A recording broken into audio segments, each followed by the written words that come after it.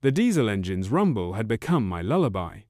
After 15 years hauling freight across America, I could distinguish a dozen different malfunctions just by the sound. But tonight, the only problem was the crushing fatigue pressing down on my eyelids. Montana's eastern plains stretched before me like an ocean of darkness, broken only by my headlights cutting through the night. It was 2:47 a.m. according to the dashboard clock, that dead time when the world feels empty and your mind plays tricks. I'd been pushing too hard, trying to make Denver by noon. The dispatcher had called it time-sensitive medical equipment, which was corporate, speak for drive until your eyes bleed. My thermos was empty. My last caffeine pill swallowed 3 hours ago. The radio had faded to static an hour back, leaving me alone with my thoughts and the hypnotic centerline unwinding beneath my Peterbilt. I slapped my face, hard, rolled down the window to let the October chill slap me awake, anything to keep from drifting. That's when my headlights caught it, a small figure at the roadside, thumb extended like a tiny hitchhiker. "What the hell?" I muttered, instinctively easing off the accelerator. My first thought was deer, but no deer stands on 2 legs with an arm extended. My second thought was hallucination. I'd gone nearly 20 hours with only a short nap at a Wyoming rest stop. But as I slowed, squinting through the windshield, the figure remained. A kid. Couldn't be more than 10 years old. Standing alone on Highway 212, miles from anything resembling civilization, at nearly 3 a.m. Every trucker knows the rules of the road. Don't stop for hitchhikers, don't pull over in the middle of nowhere, but this wasn't some drifter, it was a child. In a thin jacket that couldn't possibly be warm enough for the near-freezing temperature. Ah, Christ, I sighed, checking my mirrors and pulling onto the shoulder. The air brakes hissed as I brought 65,000 pounds of truck and cargo to a stop about 20 yards past the kid. In the side mirror, I could see the small figure, illuminated by my taillights, walking toward the cab. I lowered the passenger window, but kept the doors locked. "Hey, kid," I called out. "You okay? What are you doing out here?" The child approached slowly, head down against the wind, hands stuffed in pockets. A boy, I guessed, though it was hard to tell with the baseball cap pulled low. "I need help." The voice was soft, nearly lost in the engine's idle. "My mum's car broke down back there." He pointed vaguely behind him, into the darkness. I scanned the road in my mirrors. No lights, no vehicle in sight. "How far back?" I asked, unease prickling at my neck. "Just over the hill," the boy said. "She sent me to flag someone down. She's got my little sister with her." My sleep-deprived brain struggled to process this. A mother sending her young son to hitchhike on a deserted highway in the middle of the night? It didn't add up. "Why didn't she call roadside assistance?" I asked. The boy shifted his weight from one foot to another. "No signal out here, and her phone's dead anyway." This was true enough. My own phone showed no bars, but something felt off. "What's your name, buddy?" I asked, trying to get a better look at his face. "Michael," he replied, still not looking up. "Please, mister, my mum said it's not safe out here at night." She was right about that. Temperatures in Montana this time of year could drop below freezing. If there really was a broken-down car with a woman and a little girl. Against my better judgment, I reached over and unlocked the passenger door. "Hop in," I said. "We'll drive back and check on your mum." The boy climbed up, movements awkward, as if he were much older or injured. The dome light illuminated him briefly before the door shut. Thin face, pale, with dark shadows under his eyes. His clothes were dirty, but not the fresh kind of dirty from a roadside breakdown. They looked lived in, worn at the edges. I kept the engine running, the heater blasting. "You cold? You look frozen." He nodded, but said nothing. Up close, he smelled strange. Not like a kid who needed a bath, but something else. Something acrid and chemical, like hospital antiseptic mixed with something I couldn't place. "So," I said, putting the truck in gear, "which way to your mum's car?" He pointed back the way I'd come. "Just around that bend." I guided the rig back onto the asphalt, making a slow U-turn. "She's got hazards on? Lights?" "She couldn't keep them on," the boy said. "Battery's dead too." I glanced over. He was sitting unnaturally still, hands folded in his lap now. His face remained shadowed by the cap. "You from around here?" I asked, trying to sound casual, while every instinct was now screaming that something was wrong. Just passing through, he answered flatly. The conversation died as we crested the small rise. The road ahead was empty, a ribbon of black stretching back into darkness. No car, no hazard lights, nothing. I don't see anything, I said, slowing the truck. How far did you say? The boy leaned forward slightly, scanning the roadside. Farther than I thought. She must have tried to get it off the road more. My knuckles whitened on the steering wheel. The dispatcher would be furious about the delay, but if there really was a stranded family. Let's give it another mile, I said. If we don't see anything, I've got a radio. We can call for help. The boy nodded silently. We drove at a crawl, the high beams stretching far ahead, revealing nothing but empty asphalt and the occasional reflective marker. After 2 miles, I pulled over. Look, Michael, there's nothing out here. Level with me, what's going on? Are you running away from somewhere? His head remained bowed, but I saw his hands tighten into fists. Just a little farther, he whispered. She needs help. Who needs help? I demanded, fear morphing into irritation. There's no car, is there? The boy's head snapped up then, and I finally got a clear look at his face. His eyes were bloodshot, the whites yellowed, pupils contracted to pinpoints despite the dim cab. His skin wasn't just pale, it was grey, with a web of dark veins visible beneath. Dried blood crusted one nostril, but most disturbing was his expression. Not the fear or desperation you'd expect from a lost child, but something vacant, empty. Are you sick? I asked, recoiling slightly. Do you need a hospital? His cracked lips parted. I need you to drive a little farther, he said, voice suddenly deeper, more insistent. To the old mining road turnoff. It's just ahead. My heart hammered in my chest. This kid wasn't just lost, he was in serious trouble. Drugs, maybe? Some kind of abuse? Or was this an elaborate setup for a robbery? The isolated location, the mysterious mother, who didn't exist. I glanced at my CB radio, wondering if I could reach anyone on the emergency channel, when I noticed something on the boy's neck, partially hidden by his jacket collar. A dark, purplish mark. Not a bruise. It was too uniform, too deliberate, almost like a brand. The boy saw me looking and his hand flew up to cover it. What is that? I asked, reaching for the overhead light. Nothing, he replied quickly. Look, are you going to help us or not? I flipped on the light. The boy flinched, turning away, but not before I caught another glimpse of the mark. It wasn't just a brand, it was a symbol, intricate and deliberate. And it was fresh. The skin around it was inflamed, oozing slightly. Who did that to you? I demanded, anger flaring. Is someone hurting you? The boy's demeanor changed instantly. His shoulders slumped, and when he looked back at me, tears were streaming down his gaunt face. Please, he whispered, voice breaking. They'll kill her if I don't bring someone back. A chill that had nothing to do with the Montana night ran through me. Bring someone back? Who's they? Who are you talking about? The boy wiped his nose with his sleeve, leaving a dark smear. The men at the compound, they've got my mum and sister. They sent me out to find someone. His voice dropped to almost nothing. Someone. No one would miss. I sat in stunned silence, the massive engine idling beneath us, the heater's fan suddenly deafening in the quiet cab. Are you telling me, I said slowly, that someone sent you out here to lure people to some compound? He nodded miserably. They've been doing it for weeks. Truckers, mostly, solo travelers, people who won't be reported missing right away. A sob escaped him. I'm sorry, I didn't want to, but they said they'd hurt my sister if I didn't. My mind raced. Human trafficking? Some kind of cult? Either way, this boy was clearly a victim, not a perpetrator. How old are you, really? I asked. 12, he said, then corrected himself. Almost 13. Not 10 as I'd first thought, just severely undernourished. My stomach turned.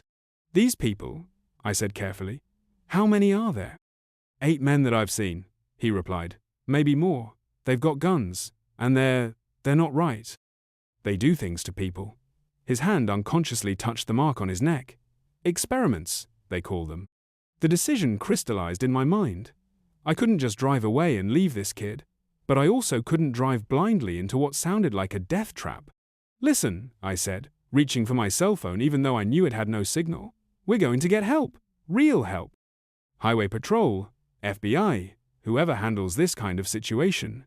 But first, we need to get somewhere safe, with phone service." The boy's eyes widened in panic. "No, you don't understand. They'll know. They're watching right now." His gaze darted to the side mirror, and I followed it instinctively. There was nothing behind us, just empty road and darkness. That's when I felt it, something cold and sharp pressing against my ribs.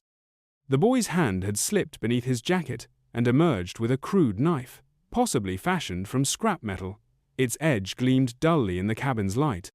"I'm sorry," he whispered, tears still streaming. "But you have to drive where I tell you. They've got my family." I raised my hands slowly. "Easy, buddy. I believe you, but that knife isn't necessary. I want to help." "Then drive," he insisted, pressing the blade harder. "To the mining road. It's 5 miles ahead." I shifted back into gear, mind racing. The boy was clearly terrified, acting under duress. If what he was saying was true, there was some kind of operation in these mountains preying on travelers. And I was now their newest target. But one thing didn't make sense.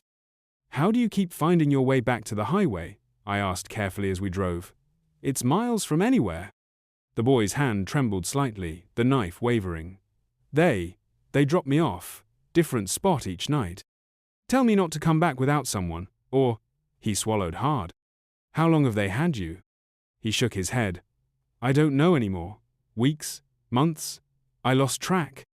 We crested another small rise, and in the distance, I could see a dirt road branching off to the right, marked by a weathered sign I couldn't read from this distance. "Is that it?" I asked, nodding ahead. The boy leaned forward, squinting. "Yes," he said, voice hollow. "Turn there." I slowed the truck, mind calculating distances, options, possibilities. Whatever awaited down that road, I wasn't driving my rig into it willingly. And I wasn't leaving this boy behind, either. The dirt road was approaching, maybe a quarter mile ahead now. The boy sensed my hesitation. "Please," he begged, knife still pressed to my side. "You have to. They'll kill them if I fail again." "Again?" I glanced at him. Something shifted in his expression, fear giving way to a flicker of defiance. "Last night," he whispered. "I couldn't do it. The driver saw through me, drove away. They hurt my sister because of it, made me watch." His voice broke, and in that moment of emotion, the knife drooped slightly. I made my decision. As we neared the turnoff, I suddenly hit the brakes hard, throwing us both forward against our seatbelts. The boy, unprepared, lost his grip on the knife. It clattered to the floor of the cab. But what happened next wasn't part of my plan. As the truck screeched to a halt, the boy's body seemed to spasm. His back arched unnaturally, head snapping back, eyes rolling upward. A sound escaped him, not a cry of fear or pain, but a high, keening wail that raised the hair on my arms. And then I saw it. His jacket had ridden up during the sudden stop, exposing his lower back. There, emerging from beneath his shirt, was what looked like a thick, black tube, roughly the diameter of a garden hose. It pulsed slightly, glistening in the dashboard lights. I scrambled back against the driver's door, bile rising in my throat. "What the fuck is that?" I gasped. The boy's convulsions stopped as suddenly as they'd begun. He slouched forward, breathing heavily. The thing, whatever it was, slipped back beneath his clothing as he straightened. Slowly he turned to face me. His eyes were different now, still sunken and bloodshot, but with a new awareness behind them, an ancient, cold intelligence that didn't belong in a child's face. "Why?" he asked, his voice no longer a child's but something deeper, resonant. "Are you humans so much harder to catch now?" Time seemed to freeze in the cab of my truck. Outside, the Montana wind howled across the empty highway, but inside, there was only the sound of my hammering heart and the the thing's unnatural breathing. "What are you?" I whispered, hand groping blindly for the door handle. The child thing tilted its head, the movement jerky and wrong, like a marionette with tangled strings. Its mouth stretched into what might have been intended as a smile, but looked more like a grimace of pain. "Hungry," it replied simply. The voice still carried echoes of the boy's higher pitch, but underneath was something else. A grating, multi-toned sound, like several voices speaking at once. My fingers finally found the door handle, but before I could pull it, the thing moved with impossible speed. Its hand shot out, gripping my wrist with crushing force. The skin felt wrong, too cold, too dry, like touching old leather. "Don't," it said. "The others are waiting."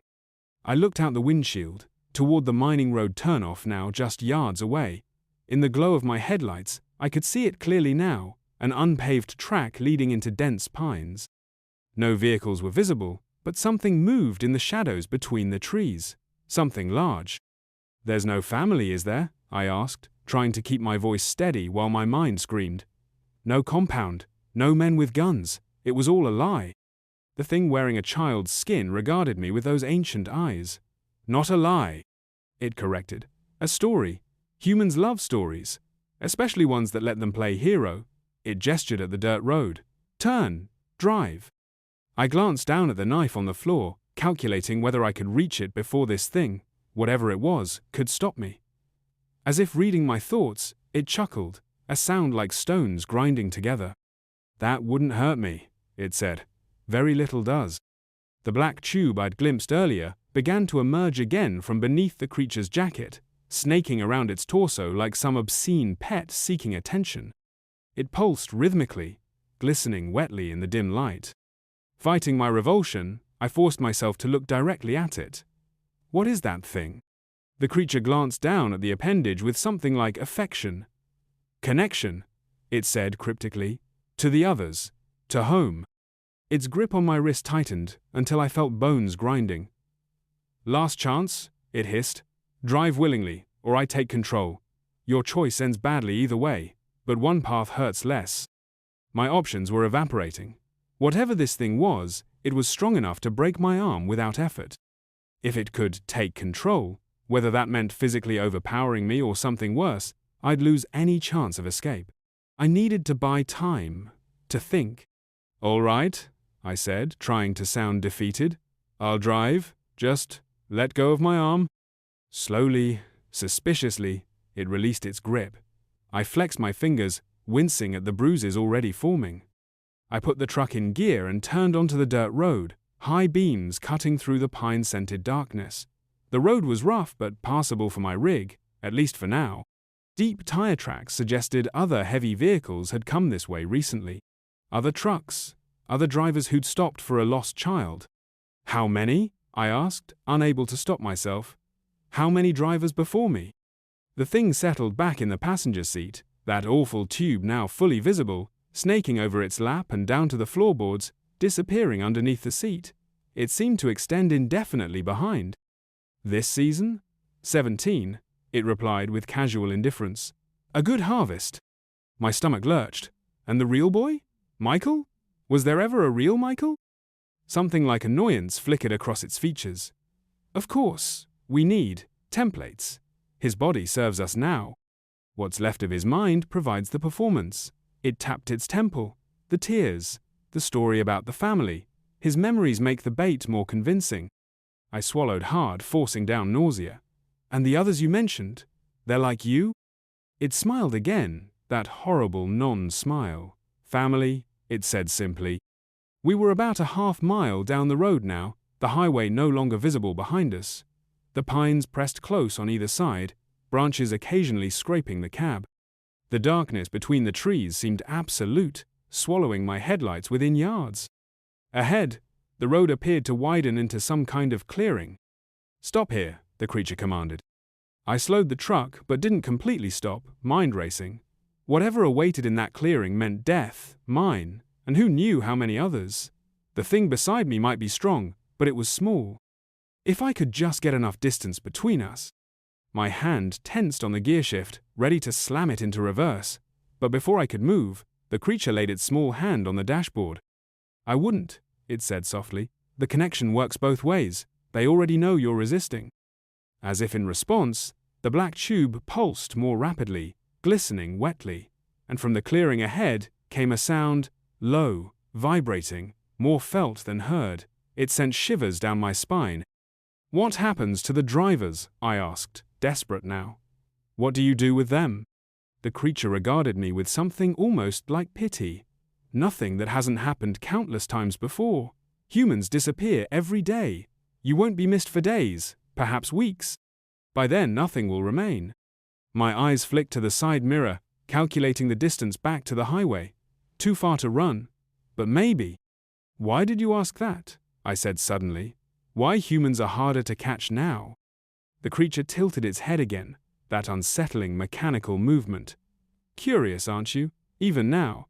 It seemed almost amused. "You used to be easier, more trusting. Now you hesitate, question, doubt, inconvenient." "Technology," I guessed. "Cameras, GPS, people knowing where we are at all times." It made a dismissive gesture. "Technology is nothing. We've adapted to human tools for millennia." Its eyes narrowed. "No, it's something else, something in your minds. A wariness that wasn't there before." While it spoke, my hand slowly, imperceptibly moved toward the CB radio mounted under the dash. If I could just broadcast something, anything, on the emergency channel. The clearing was fully visible now, a roughly circular space, maybe 50 yards across. And within it, I squinted through the windshield, trying to make sense of what I was seeing. Dark shapes loomed at the edges of the clearing. Not trees, but something else. Structures, vehicles. The headlights couldn't penetrate far enough to be sure. But at the center was something that reflected the light in a way that made my skin crawl. A pool of some kind, black and still, its surface unnaturally smooth despite the wind rustling the surrounding pines. The creature tensed beside me, its attention focused on the clearing ahead. The tube connecting it pulsed more rapidly, almost eagerly. It was now or never. In one desperate motion, I grabbed the CB handset and slammed the truck into reverse, stomping on the accelerator. The massive diesel engine roared, tires spinning on the loose dirt before finding purchase. "Help!" I screamed into the radio, not knowing if anyone could hear. "Highway 212, mining road turnoff. They're not human." The creature launched itself at me with inhuman speed, its small hands now tipped with what looked like curved, translucent claws. I threw up my arm to protect my face, feeling the sting as they raked across my forearm. The truck careened backward down the narrow road, bouncing violently, my one-handed control of the wheel barely keeping us from plunging into the trees on either side. "Stop!" the thing shrieked, its voice no longer remotely human. The sound was deafening in the enclosed cab, a multi-toned wail that made my ears ring. The black tube connected to it went taut, stretching as we reversed away from the clearing. The creature was pulled backward against the passenger door, its face contorted with rage and what looked almost like fear. "You can't escape!" it hissed, clawing at the seat to maintain its position as the truck continued its wild reverse down the rough road.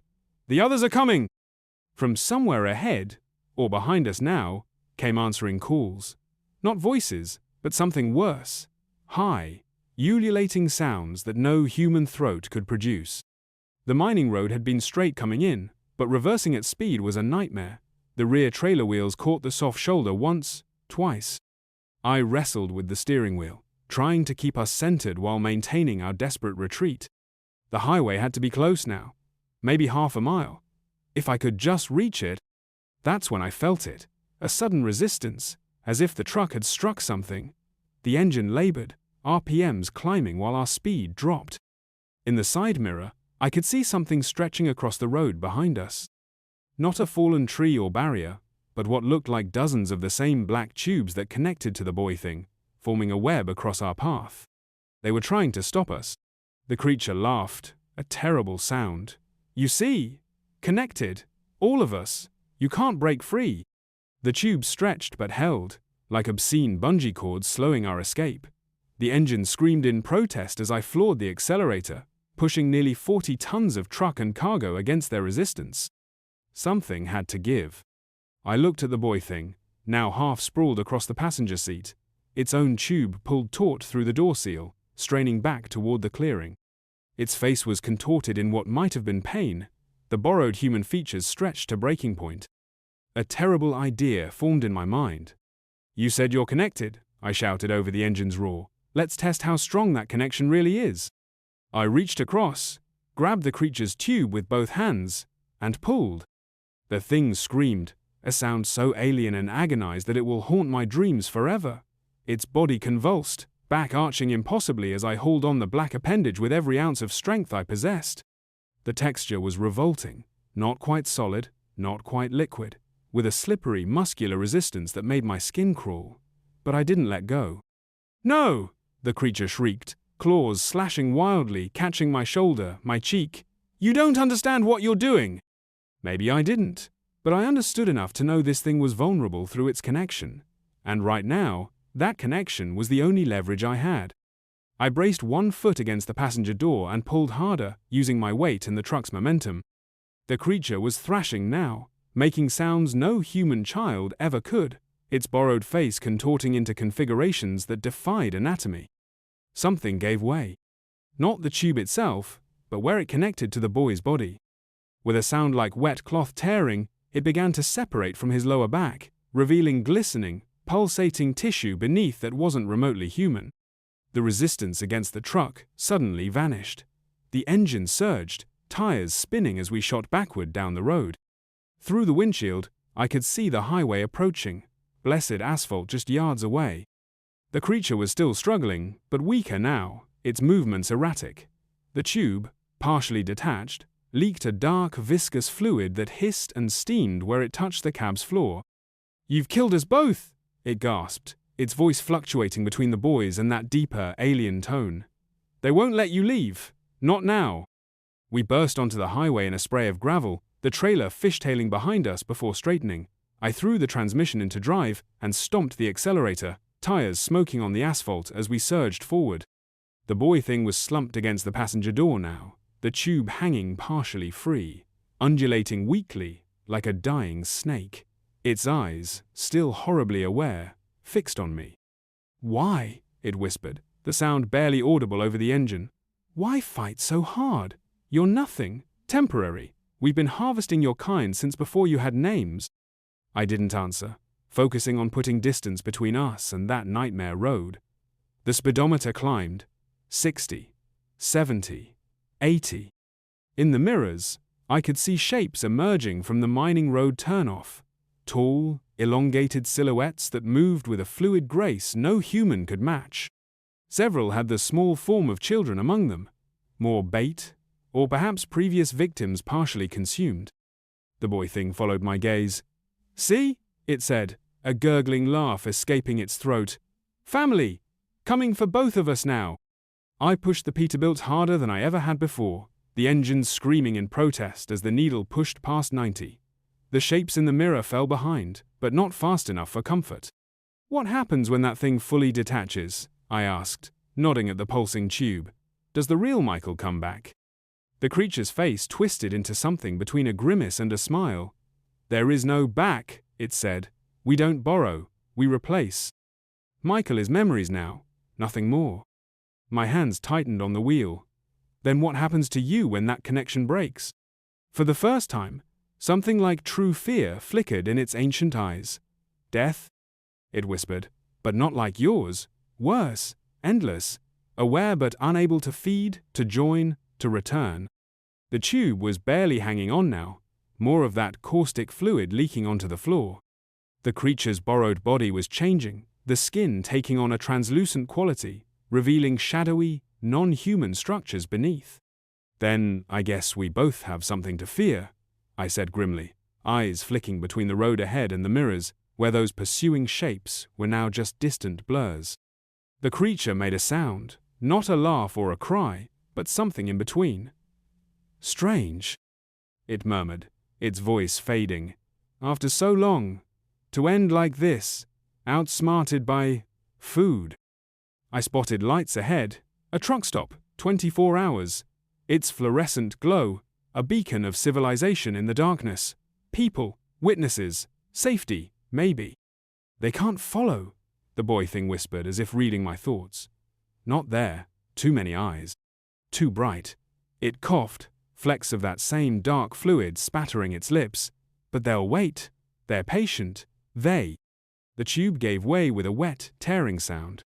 What happened next defies description. The boy's body seemed to collapse in on itself, not physically, but in some fundamental way that hurt to witness. It was as if the shell remained, but something essential had been removed, leaving a vacuum that reality itself rushed to fill. For a brief, terrible moment, I saw what had really been inside that child's form, glimpsed geometries and anatomies that had no business existing in our world. Then it was gone, leaving behind only the empty husk of what had once been a boy named Michael. And the black tube, now detached completely, withered like a salted slug, curling and blackening until it was nothing but ash on the floorboards. I pulled into the truck stop, brakes screeching as I came to a halt in the furthest corner of the lot. My hands were shaking so badly I could barely turn off the ignition. Sweat soaked my clothes despite the cold. Beside me was what looked like a dead child, a victim I couldn't possibly explain to authorities. But when I finally gathered the courage to look directly at the passenger seat, it was empty. Not just empty of the boy, but of any evidence. No blood, no ash, no sign of the struggle that had just occurred. Even the scratches on my arm and face had vanished, though the pain lingered like a phantom limb. Had I hallucinated the entire thing? Was it exhaustion, stress, some kind of waking nightmare brought on by too many hours on the road? Then I noticed the CB radio, the handset torn from its cord, the mounting bracket bent where I'd grabbed it in panic. And on the floor mat, a small, perfect burn mark, in the exact shape of that terrible tube where it had fallen. Real. All of it, real. I stumbled from the cab on legs that threatened to give way, making it to the concrete barrier at the edge of the lot before vomiting violently. When I'd emptied my stomach, I stood trembling, staring back at the highway stretching into darkness. Were they out there still, waiting? How many more lost children stood on roadsides across the country, their bodies inhabited by ancient, hungry things connected to some unknowable hive? Inside the truck stop, normal life continued. Drivers drank coffee, ate greasy food, complained about dispatchers and delivery schedules. None of them knew. None of them would believe me if I told them. I called the police anyway, tried to explain about the mining road, the missing truckers. 17 this season, the thing had said. They took my statement with professional skepticism, promised to check it out. I never heard what they found, if anything. I delivered my load to Denver the next day, operating on autopilot, jumping at shadows. Then I drove the empty rig back to the company yard, parked it neatly in line with the others, and walked into the dispatch office. I quit on the spot, no notice, no explanation they'd believe. The road still calls sometimes. The freedom, the solitude, it was part of who I was for so long. But whenever I think about climbing back into a cab, I remember those ancient eyes in a child's face. That voice asking why we're harder to catch now. And I know the answer, because some of us survived to warn the others. Consider yourself warned. Never stop for a child alone on a deserted road at night. No matter how cold, how lost, how desperate they appear. It's not a child. Not anymore. And the things that wear their bodies are very, very hungry.